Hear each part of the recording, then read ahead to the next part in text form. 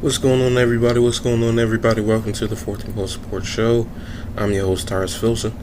So, today we're going to move on to the Tampa Bay Buccaneers in the NFC South for their 2024-2025 NFL season record prediction.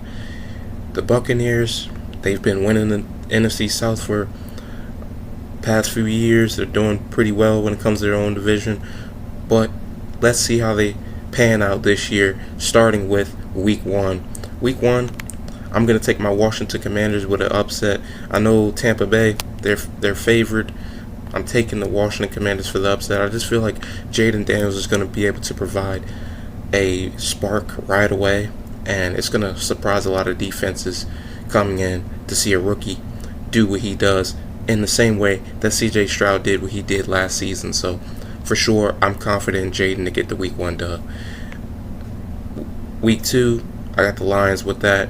Week 3, Buccaneers over Broncos. Broncos, I just don't see them being a very good team this year. Week 4, Philly's coming to Tampa Bay. I'm going to take Philly to win that. Week 5, Thursday Night Football, Tampa Bay Buccaneers versus the Atlanta Falcons. I'm going to take the Atlanta Falcons to win that game. I know a lot of people like to say things like, oh, Kirk Cousins isn't, a primetime quarterback. They've been saying that for years. He's going to get it done. And the Atlanta Falcons, they're going to be the toughest matchup that Tampa Bay has in the way of them being crowned the NFC South champions yet again. It's going to be the Falcons. They're going to be the biggest competitor in that division. Going to Week 6, another division rival back-to-back. That's going to be tough.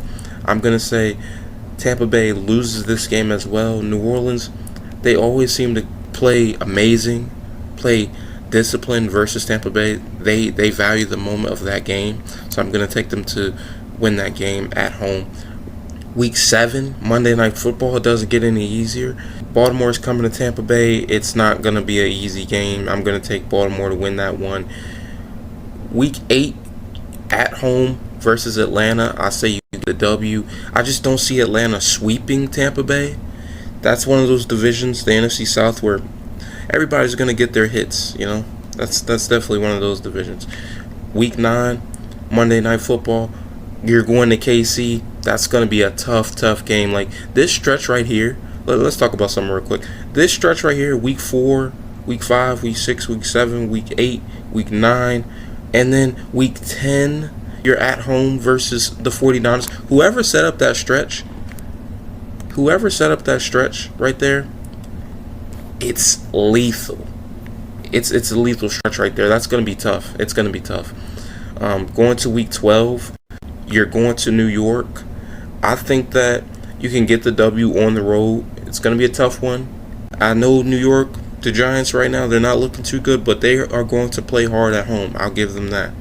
Unless it's the Dallas Cowboys last season, Week 1. And after the bye, after Week 11, the bye, Tampa Bay's looking at 3-8. It's not looking good. And you go to Week 13. This is a matchup where I feel like Tampa Bay can get the W. But Canales meeting up against his former team, Baker. I mean, if the team is 3-8, I'm guessing he's not doing well without Canales. This is going to be a good matchup, a reunion in some sorts. So I'm going to take the Carolina Panthers for the upset. I am. And Week 14, you're at home versus the Las Vegas Raiders. I'm taking Tampa Bay. Week 15 versus the Chargers. I'm going to take the Chargers to win that. The Chargers are going to be a tough team this year. The Chargers are going to be a tough team this season. I mean, the hire of Harbaugh, it's going to improve their team very well. Week 16, going to Dallas. Going to take Dallas to win that. 17, at home versus Carolina. Taking Tampa. At home versus the Saints. Taking Tampa Bay.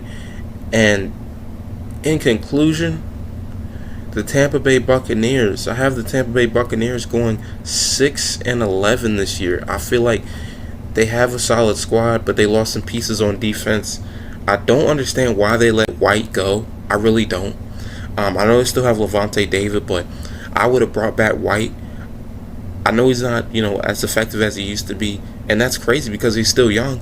But the thing is, you want to retain him. You could have brought him back on a 1-year deal, 2-year deal, something small. It didn't have to be a big deal. They should have brought him back. That's the bottom line. But Canales leaving will affect Baker Mayfield's development because just like it did positively last season, it's a possibility, a strong possibility, that it could affect it negatively this season. Let's not forget, before Baker Mayfield went to Tampa Bay and teamed up with Canales, who's now the coach of the Carolina Panthers, it was looking like Baker Mayfield was going to be out of the league very soon. And his career was rejuvenated when he went to Tampa Bay, when Canales was his offensive coordinator, who is now the head coach of the Panthers. We might see a Buccaneers drop-off. We might see a Baker Mayfield drop-off. And it all starts with the quarterback, so don't forget that. But in conclusion, I got the Bucs going 6-11. And I want to hear in the comments, what record do you think the Buccaneers will have this season? Please be sure to like, comment, share, subscribe, as well as follow to the Fourth and Goal Sports Instagram page. But without further ado, I'm your host, Tars Fulson. Have a blessed day. Peace.